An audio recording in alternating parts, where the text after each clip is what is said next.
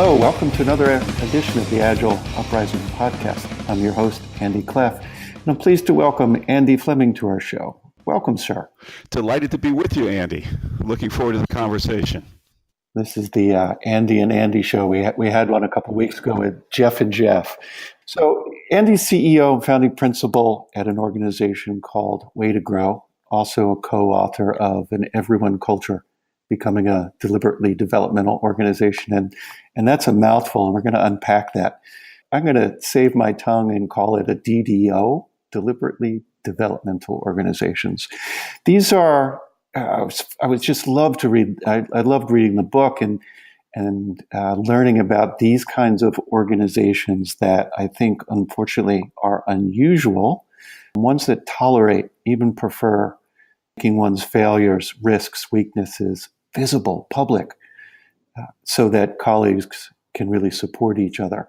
The opposite of that, so many are familiar with, the Tayloristic version, where everybody is doing, as the book says, a second job of hiding their weaknesses, trying to look their best, manage their impressions. Some of our listeners will be familiar with our previous podcast, Red is Good, where we talked about that concept of delivering watermelons, where it's nice and green on the outside, and when you crack it open, it's red on the inside. So listeners, imagine creating a workplace safe enough and demanding enough that everybody comes out of hiding. That's the promise of a DDO, and that's going to be the focus of our show. Before we dive in, Andy, tell us a little bit about your background, a little bit about Way to Grow's vision. Sure. So I've been in the organizational development, leadership development field for about 30 years, and both inside of companies and also, but mostly as a consultant and executive coach, and have written a couple of books on life and career choices, and then collaborated with my colleagues for An Everyone Culture. Education-wise, I'm reminded of a story. The coach was told by a player at toward the end of the season. He said, "Coach, I haven't missed a practice all year," expecting the coach to say, something nice and flowery. And the coach reply was, "Well, you should be a lot further along than you are now." And so Andy, I went to Yale undergraduate and then Harvard Business School, and I've had the privilege of working with current colleagues Bob Keegan, Lisa Leahy, as well as Claire Lee, who's also a developmental coach and happens to be my spouse. I have worked with some others in the field of human development and organizational development. Some both luminaries as well as some folks who aren't widely known, but probably should be. So I've been sort of chasing after this big idea that has crystallized with our book An Everyone Culture, chasing after it for a long time. And the idea is that you can create organizations, and in fact, we found some, and they do exist, where everyone grows. Where in the course of being a part of the organization, they can become and are expected to become better and fuller versions of themselves. And so our vision is to help stimulate the creation of, help further the creation of 1 million DDOs in the world. So that anybody who is looking to go to work in an organization that is not only successful from a business standpoint, but is also going to help them grow and help them move toward their full potential, can find one. And that's a personal thing for me in having two kids who are in their mid-teens and wanting them to be able to find organizations, work organizations, and heck, schools and other kinds of institutions that operate this way. We embrace them for how they are. The entire, part of the book talks about bringing our whole self to work. That's right. And I think we want that for our kids, we want that for our colleagues, and we want it for ourselves. Absolutely. So I want to start because the title seems so simple, yet it is so rich. and you touched on a little bit. We talk, everyone culture. I want to talk about, what do we mean by everybody? Is it just the underlings or just the leaders? No, it's both, as Andy. If you think about our paradigm that sort of began to emerge in the late 20th century for growing people at work, the paradigm that emerged was that the best thing to do was to identify a small percentage of your workforce who you would consider to be the quote unquote high potentials. Right, became part of the succession plan. That's right. And it's kind of still, for most companies, or many companies, it's kind of the dominant paradigm. It's really sort of the talent management playbook, if you will, is to identify the high potentials and then create some special events, workshops, executive coaching, even some special experiences that exist outside of the regular flow of work. That are kind of extras or add-ons. And what we began to see, and then did a deep dive into in our book, is that there's what we would call now a 21st century paradigm that takes on the question of who you're going to develop. It says not just high potentials, you're going to develop everyone. At every level. At every level. And so it includes the C-suite, and it includes frontline folks and everybody in between. So that's what we mean by everyone. The next part, culture. So we all embrace a healthy culture as agilists. We talk about culture, eat strategy for breakfast. A good, healthy culture increases everything: employee retention, profitability, better communication. It reduces cost structures. What are some of the other things that you guys stress with this concept of a healthy culture? So from our perspective, healthy culture has all of the things that you just mentioned, that it employee retention, profitability, greater frankness in communication, all those kinds of things. And it's also what we call a growth culture, that the culture fosters the development of every person in it. And that kind of baked into the culture itself is an expectation that people are going to stretch and grow, and that the people, when they come to work in that organization, can come into the organization knowing and expecting that they're going to be both challenged and supported as far as their own growth. And when you have a culture where people are stretching and growing, then you've got a culture that's better able to handle adaptive challenges that are the kind of challenges, that organizations are facing, more and more, the more complex, ambiguous kind of problems that people who are have kind of a growth mindset, if you will. And from our perspective, a growth culture is how you scale Carol Dweck's growth mindset idea.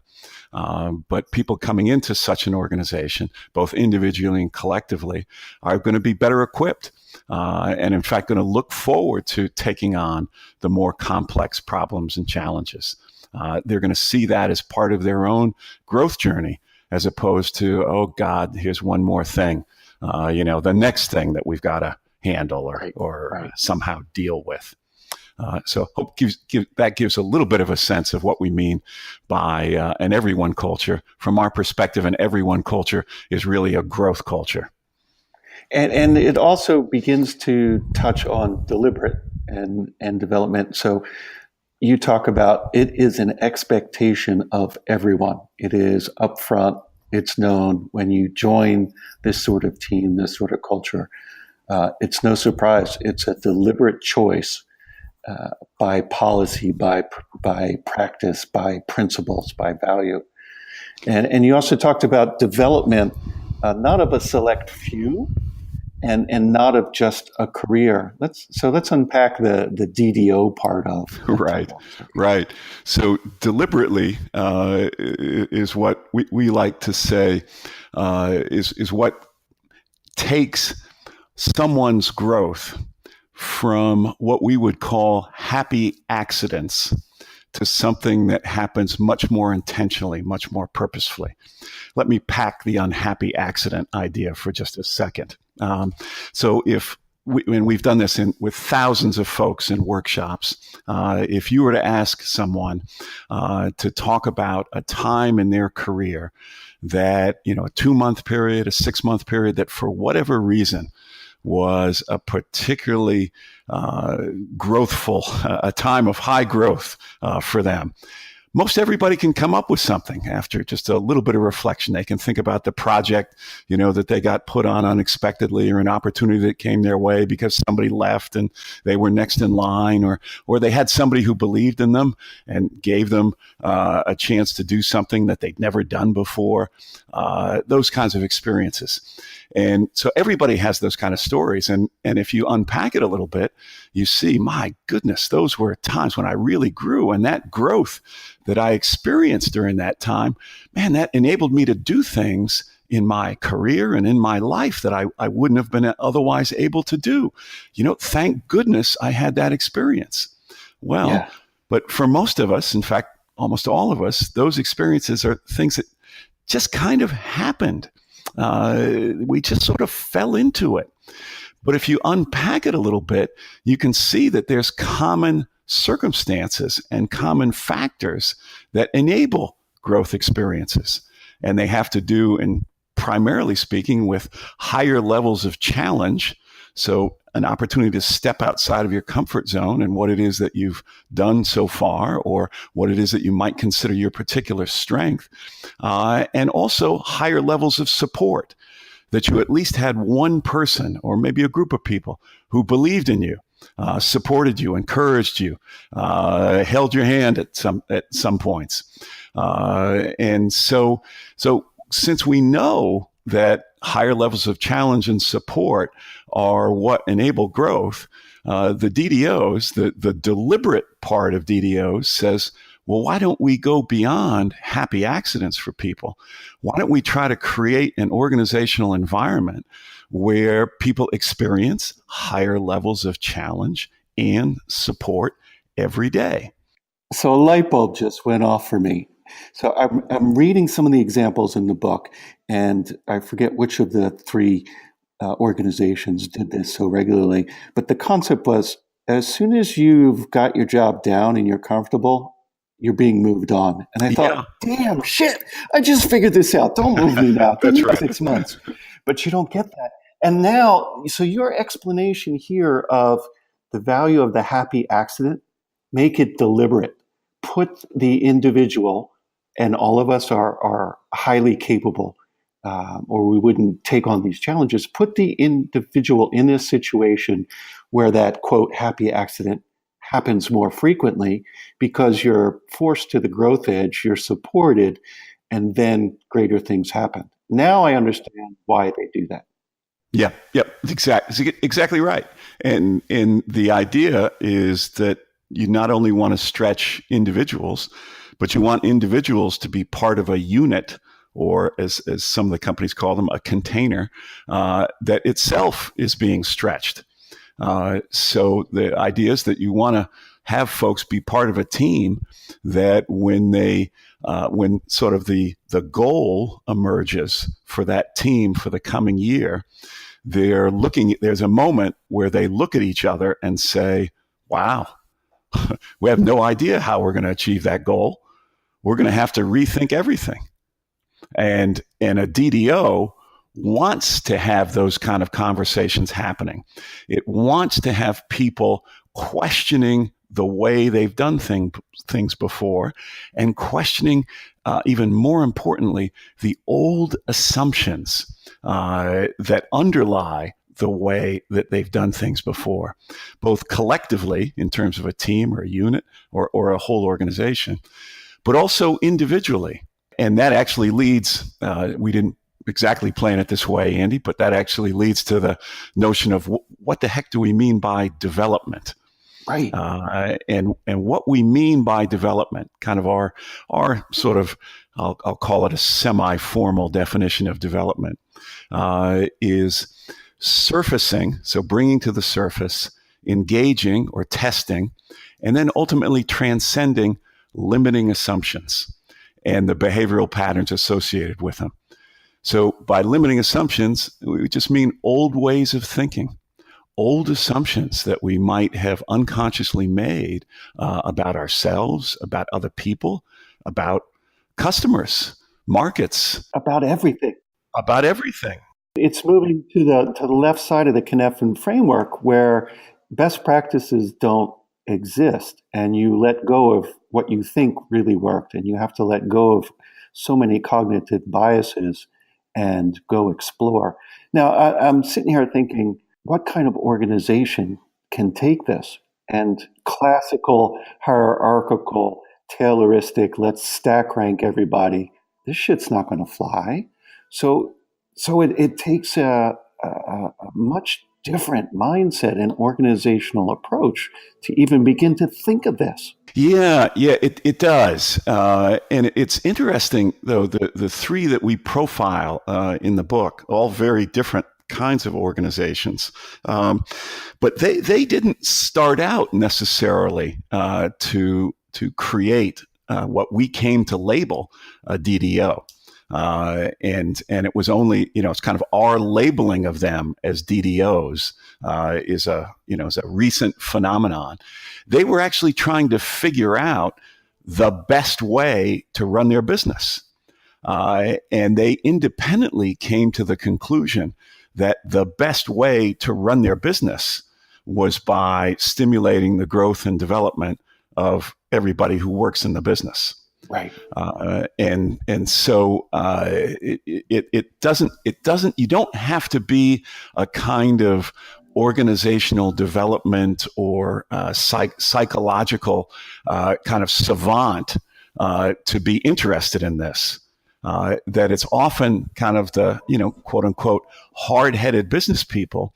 Once you help them sort of get a hold of the concept, that they actually become the biggest converts to this idea because they see results. And the other piece that always fascinates me is none of these organizations really knew what the other ones were doing. It's similar to, what Brian Robertson found when he was looking at some of the institutions, and Frederick Laloux and all these people, they did these research, and there's like, there's these common principles underlying these things that produce these vastly different organizational structures and performances and industries, yet there's some common ground.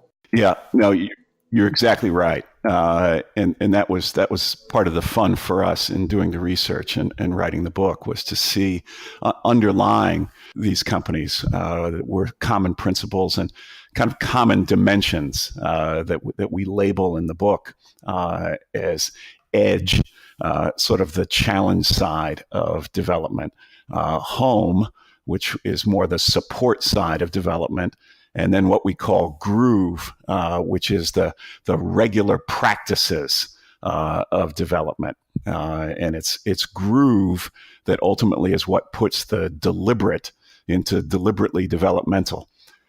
And each of these three companies have very different kinds of practices, but they're all in one form or another. They're all about a combination of best thing to do for running our business and simultaneously growing our people. So many of our listeners are in the Agile space, and almost all of them are familiar with the four guiding principles of Modern Agile. And there's an incredible synchronicity here. Make people awesome, make safety a prerequisite, experiment, learn rapidly, and deliver value. I hear a lot of congruence. Absolutely. In our earlier exchange, you'd mentioned that, one of the principles is at regular intervals, the team reflects on how to become more effective, tunes and adjusts its behavior accordingly. Yes. That's very much a part of the DDO mentality and set of practices built around that. What I think the contribution that we would have to make, and it's funny, we've just in the last 6 or 8 months, begun working with a global financial services company that's going agile. All 50,000 people in the company are converting over to an agile way of working. But they wanted to inject what we would call developmental nutrients into their agile process. And so we've had a lot of fun working with them and see incredible similarities. The thing that I think we contribute to it is this notion that it's one thing to work on improving processes, and a part of growing and both individually and collectively is when we think together about improving the way we work. That's often a growth experience. But it's another thing to work on the people who are doing the processes and work on the internal processes that are going on inside of those people. The internal processes that produce old assumptions, unconscious assumptions that are unexamined, and if we can surface those, if we can use our work environment and the projects and the work that we're doing every day as the occasion to help us surface those unconscious assumptions, those limiting assumptions, and then do something with them, then not only are we improving the processes, the external processes by which we work, we're also improving the internal processes of the people who are doing the work. Which creates then this wonderful feedback loop for both. Exactly. When you give meaning to people's lives and you make it safe to show up, the outcomes and the outputs align with the bigger vision. I'm curious with the three companies that you dove into, what were the roles of managers and leaders in those types of organizations with this type of deliberate mindset? Yeah, it's interesting. They do, a lot of what they do, you would still recognize, in the context of a more traditional organization. So, they're still planning and strategizing and so forth. But in broad strokes, I'd say there's three big differences that you come to see, is that there's an intense focus on pushing responsibility and authority down in the organization. And so you see leaders, more senior leaders, able and freed up to operate at a much more strategic level, at the level of strategy, at the level of principles than you may see in a typical organization, because they've pushed a lot of the day-to-day responsibilities and day-to-day authorities down further in the organization as part of the developmental edges for people. One of the companies that we studied, Decurion, based out on the West Coast, several different businesses, including movie theaters, real estate, et cetera. They have an axiom that says people are 10 times more capable than we think they are. And so when they think about delegating, when they think about how work is going to get done, their mindset is, let's take into account that people are a lot more capable than we think they are, and they can handle more. So the one thing you see is that the work has gotten pushed further and further down in these organizations. Then the other kind of second and third things you see is that the senior execs that I've seen operate with high levels of facilitative skills. So when they run meetings, the meetings don't just happen in a haphazard kind of way where, the loudest voice or the most dominant personality or the person who's highest up on the org chart dominates the conversation. Yeah, the hippo. That's right. That the senior leaders actually see more of their role as facilitating the dialogue, the meeting, or enabling others to facilitate it, to make sure that everyone's voice gets heard, the issues are fully vetted, that assumptions are challenged, that we've thought about the issue from multiple perspectives. Which is a is indicative of operating at kind of a higher level of development, is to regularly practice putting yourself in other people's shoes. And in the course of a business initiative, looking at, well, how would this affect other people? How are they going to be looking at this? And then the third thing, in addition to pushing work down in the kind of facilitative dimension, you also see a higher degree of time spent in a kind of coach sort of role. And so you see these senior executives having really often kind of consultant level capabilities in terms of coaching folks, drawing forth from people, the best that they have, helping them solve problems, et cetera. You talk about pushing responsibility down to the lowest point, and I'm reminded of a conversation we had on a podcast a couple of weeks ago with David Marquet, author of Turn This Ship Around, and he had a wonderful phrase. He said he wasn't there to empower his people; he was there to emancipate. As the captain of a nuclear submarine, he was there to emancipate and bring out that 10x factor of his crew that he knew was there. But the old systems were inhibiting it. Yeah. That's a great way to think about it. Back to Decurion, one of their other axioms is that they tell people to assume that management is unintentionally holding them back, right, and that they have full permission to push up against barriers that they may see that are, in fact, holding them back. And one of the concepts that kind of names some of the dynamic that we're talking about is the idea of liberating structures. Certain practices and processes can actually serve to liberate people rather than typically when we think about processes and systems, we think about, that's all about boundaries and, rules and guidelines. But in the DDOs, they're aiming for liberating structures that regularly bring forth more and more of people's full capabilities. You talk about structures. Also in the book, you're pretty clear. And I think most of us who are in the transformation business and the coaching business, there is no playbook. There's no 10-step checklist for doing any of this or starting a DDO. However, for some teams that want to take the first steps or organization, what are some of the essential things? Liberating structures is one. You talked about edge, home, and groove. There's a few other things. How do we get started on the journey? Yeah, I'll just ground this in some work that we're doing with a company right now, where the CEO, it's about a 300-person company, CEO took an interest after reading the book and actually did a little book club with his senior managers, which we'd love to hear when he told us about this. And it started with some individual coaching for him. But what quickly evolved toward that the senior management team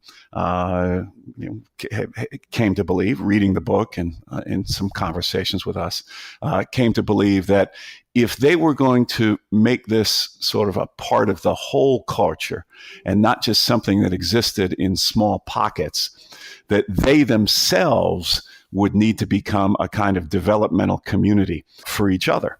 And in the course of doing that, would learn what it would take to spread that across the organization, and also then would be credible role models and champions for this in the broader company.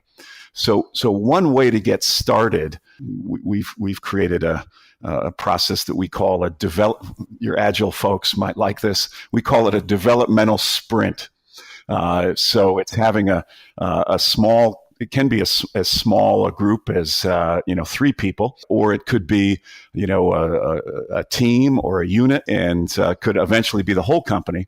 But actually, for a bounded period of time, everyone works on their own particular improvement goal, and an improvement goal that would also have benefit for the company as well. And then we put some protocols and practices and frameworks around that enable people in the context of their regular work to be doing experiments that test big assumptions, limiting assumptions around their particular improvement goal, and support each other as they're doing it. So that in a relatively short period of time, like 4 to 6 weeks, people can actually get an experience of what it's like to operate in a deliberately developmental way. And then it's possible then to have a different kind of conversation with them, and for them to have a different kind of conversation among themselves once they've actually tasted it. Right. So there's in chapter 7 of the book, we talk a bit about that. So if someone just wanted to, sort of draw from the book, we talk a little bit about how you can kind of start with a small unit or team to get a taste of this yourself. And that's what I would encourage more than anything, whether you're the CEO or whether you're just a team leader, somewhere in the middle of an organization, is that you need to sort of take it on for yourself. And if you can't find any support among other people, likely you can find at least one other person and become developmental buddies for each other. And there's some practices in the book that we talk about that you could take on with it. You can do it as small as a pair. Absolutely. You can do it with a pilot team. That's top right. down. You talk in the book about middle out or bottom up. Yeah. And it's a very same pattern that transformation takes place at almost any scale, particularly at an enterprise scale. If you try to change the course of the Queen Mary quickly, it just doesn't go well. No, that's what we found. Yeah. So you talk about a personal goal on this pilot team, and that's the edge Right. of the edge home groove trinity. Let's talk about all those pieces. So the edge is that growth edge from comfort to stretch, and hopefully not all the way to panic. A personal goal, a self-improvement issue that is made of team knowledge, right? You're not hiding it anymore. And then what's the aspect of home and groove in this? As it relates to this kind of practice, the home aspect, in part, you just mentioned it. It's actually being public with an improvement goal. It's saying, this is something that I want to get better at. I don't think I have it all. I don't think I have it all down. And it's having a group of people who are kind of like your crew that you invite to observe you invite to give you feedback, and you share with them the experiments that you're doing on behalf of the assumptions that you're testing and the improvement goal that you're working on. And, sort of share with them, warts and all, what's happened when you've done those experiments, how you're making sense of those experiments, what impact are they having on your big assumptions, and invite them to offer their interpretations as well, to challenge your thinking about it.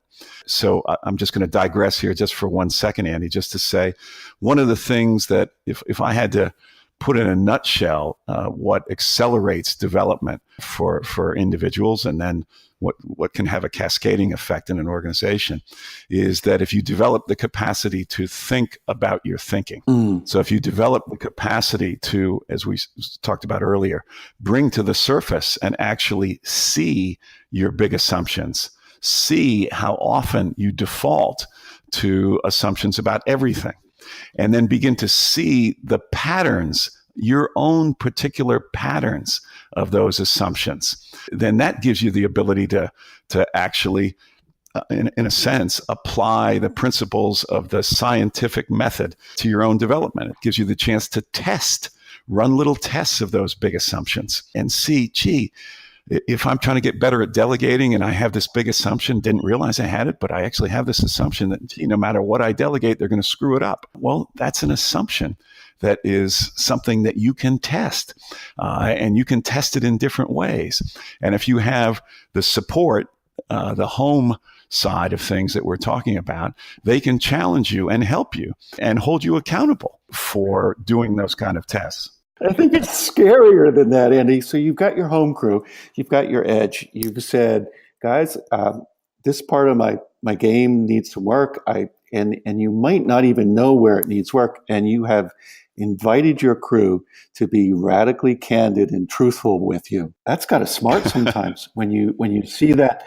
when you're like, no, I can't delegate. Yes, you can. When someone says there you go again, you're not questioning your beliefs and your thoughts. Wow, you really got to show up with some humility and some vulnerability. Well, and that's the home dimension, and it becomes a lot easier to do that in organizations more broadly when you see the CEO and senior executives and leadership all down the line doing it. So one of the things we offer to clients is we have what we call a growth culture indicator.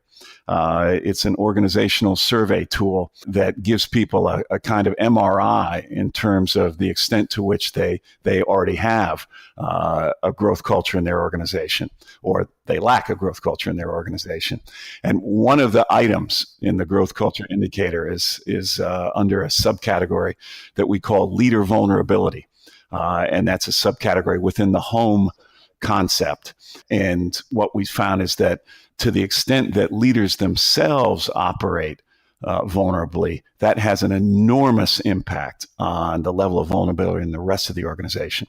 So one of the items on the survey is, to what extent do senior leaders in your organization acknowledge what they may have contributed to problems?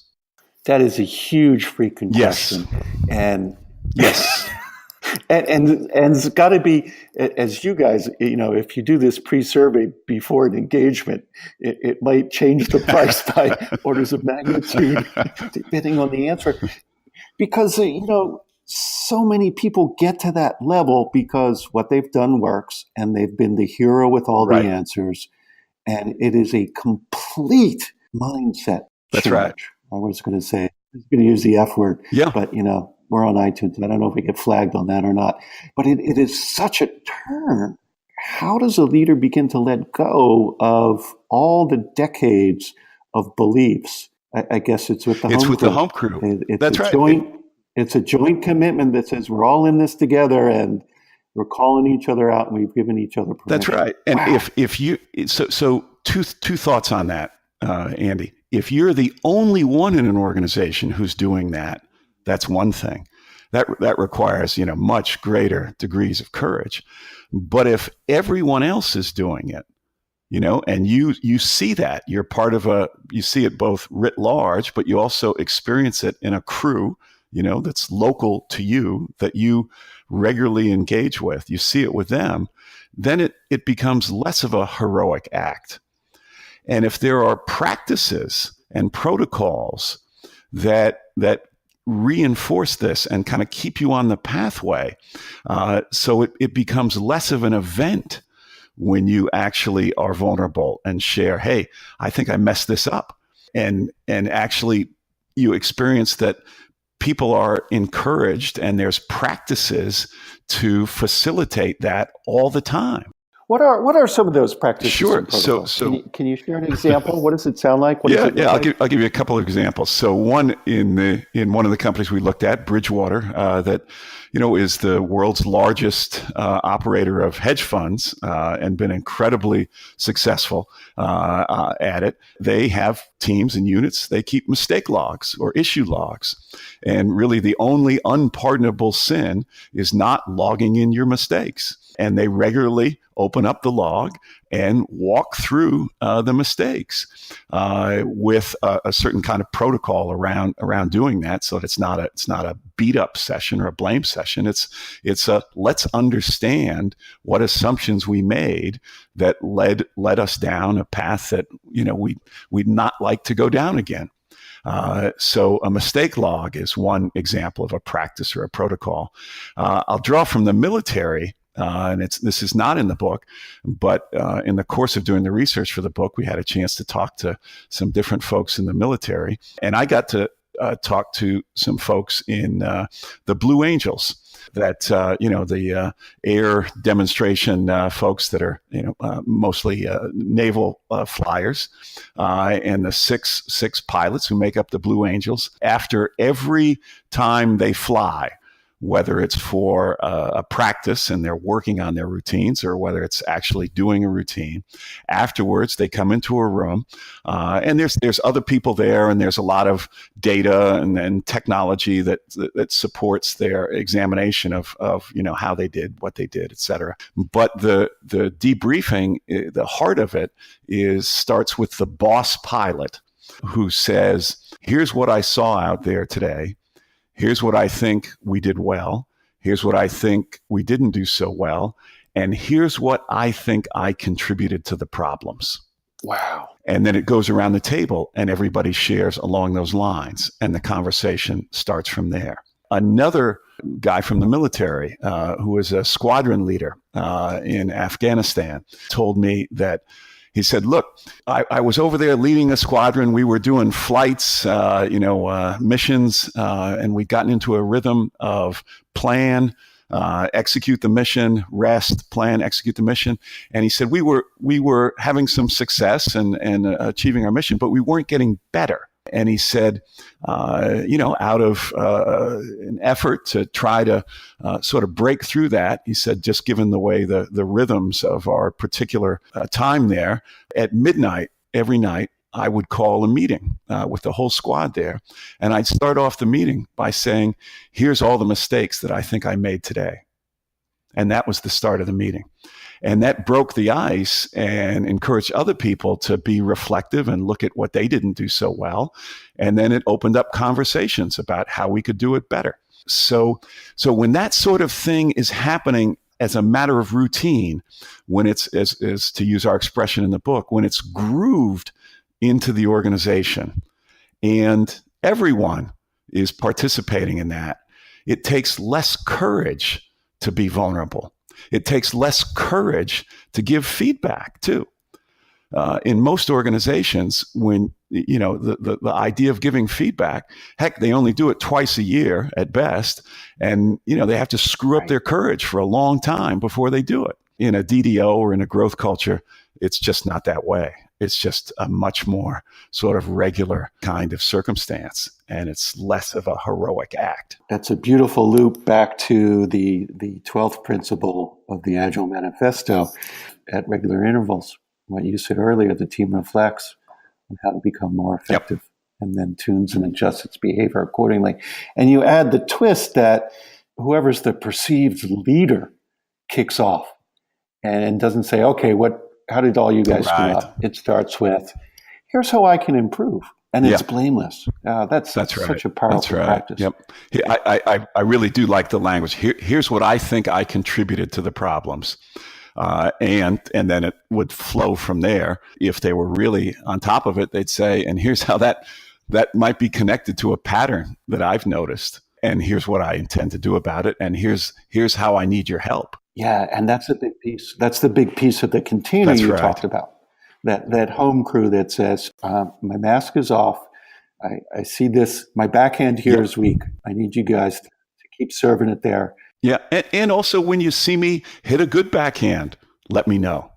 So it's not all about just pointing out a person's limitations or flaws. It's also celebrating when they make some progress.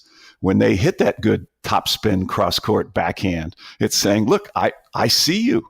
I saw what you did. And maybe even explore a little bit. Let's look at how you did that one, because that was a great shot. I think that's a beautiful point. So what are some of the practices or protocols that you've seen in your travels that celebrate that? Because you're right. Oftentimes we focus on where we screwed up and how we can get better rather than the 9 things we did great. Yeah, actually, I've seen it, lots of different approaches to this. I've seen it where at the beginning of staff meetings, at the beginning of all hands meetings in companies.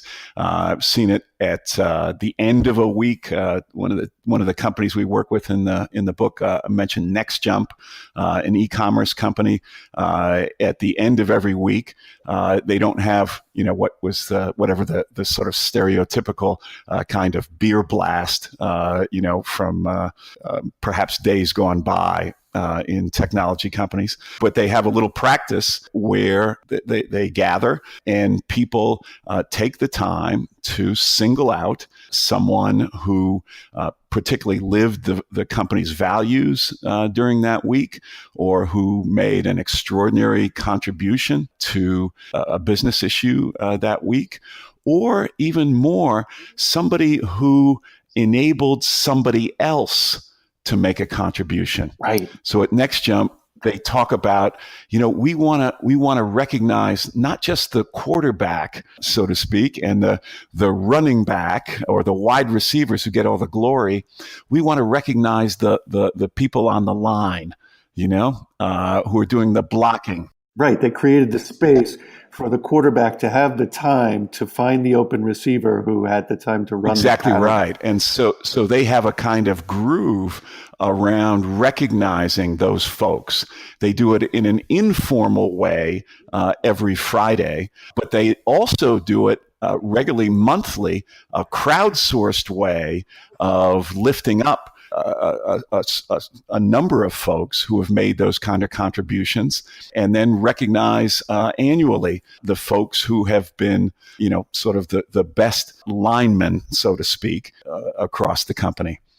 So not solely as an individual contributor, but for the goal of the team. Yeah, absolutely. Because it puts it in that context of the collective us. Yep, that's right. Their motto at Next Jump, it sounds simple, but it's not simplistic. But their motto is better me plus better you equals better us. And the commitment is that we're going to help each other become better me's and better you's in order to make for a better us. That's a great place to wrap up. We're coming at the end of a wonderful hour. I feel like we could do a couple more of these talks.